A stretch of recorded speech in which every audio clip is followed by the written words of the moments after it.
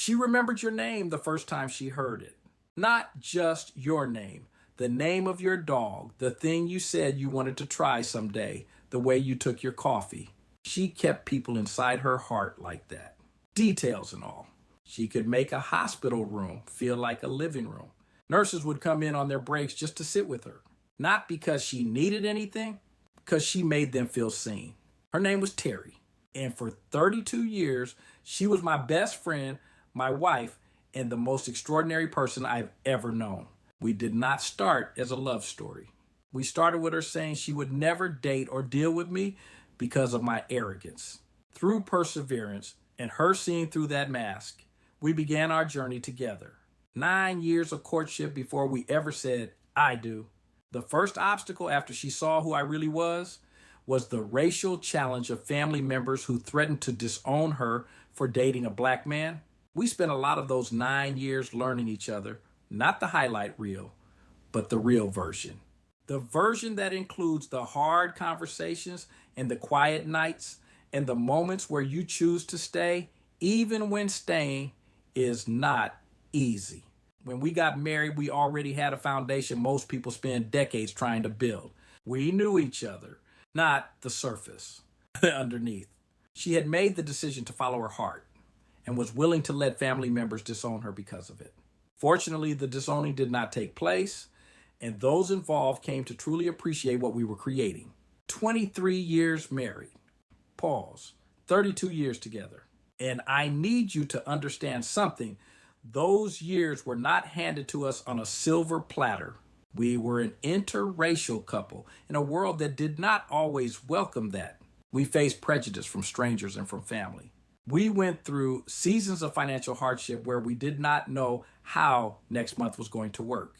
But what we had was built on something that does not bend to circumstances. It was built on genuine friendship and choosing each other every single day. That is the love I want to tell you about today. 17 years. That is how long Terri fought cancer. 17 years. I want you to sit with that number for a moment, because when most people hear the word cancer, they think of a single event, a diagnosis, a treatment, a result. But 17 years is not an event. It is a life. It is birthdays and holidays, and the kind of ordinary moments that become extraordinary when you do not know how many of them you have left. Terri never let the illness define who she was in the room. She had every reason to be angry, every reason to withdraw, every reason to let the diagnosis become her identity. She refused. She walked into a room and you felt warmth, not sympathy. She asked about your life before she told you about hers. That was just who she was. My role during those years was to be her support, her ride or die. And I will be honest with you, those words do not begin to capture it. Being a supportive partner means you learn that love is not a feeling. It is a decision you make daily, sometimes hourly. It is holding someone's hand during the treatment and then going into the next room and quietly wishing, God, take it from her and give it to me, until I came to understand that was not my battle to fight. It was hers. It is learning what it means to stay. Not stay in a romantic, poetic way.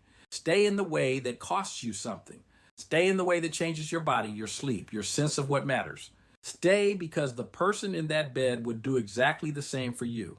And you know it without question.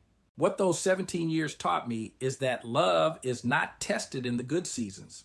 Love is revealed in the hard ones. And what Terri and I had was not broken by adversity. It was built through it. Every single year of that fight made us more of who we were together, not less. July 26th, 2014. I am not going to walk you through every detail of that day. Some things belong to the people who lived them.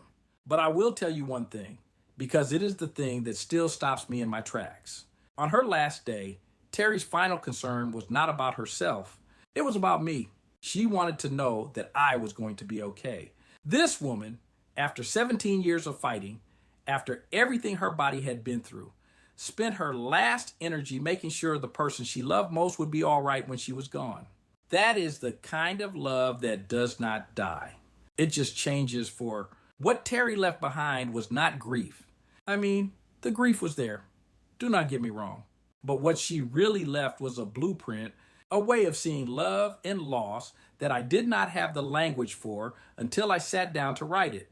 The frameworks in this book, the ones that help people rebuild after losing someone, they did not come from a textbook.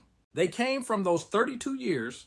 They came from the hospital rooms and the kitchen table and the quiet moments where I had to figure out how to keep going when the person who made going worth it was no longer beside me. This book was born from her. Every page of it. And I have to mention one more person. My mother, Betty, she was my rock. She was the one who edited my first book and believed in me before I believed in myself. She passed on March 26, 2021. Both of these women, Terri and my mother, are in every page of this book. Their strength runs through it like a thread. Maybe you are watching this because you are in the middle of it right now. Maybe you are sitting beside someone who is fighting, and you are trying to figure out how to be strong enough for both of you. I see you, and I want you to know what you are doing matters more than you realize. Or maybe you are watching this because you have already lost your person and the world keeps moving, and you are still trying to figure out how to move with it. I see you too. Wherever you are in that story, I want you to hear this. You are not alone. And the story you're living right now, that whatever it looks like, is not over. It is not the final chapter. It is the chapter where everything changes. And what comes next can be something you are proud of. This book was written for you. The link is in the description and there when you are ready. And most important, remember, you are extraordinary.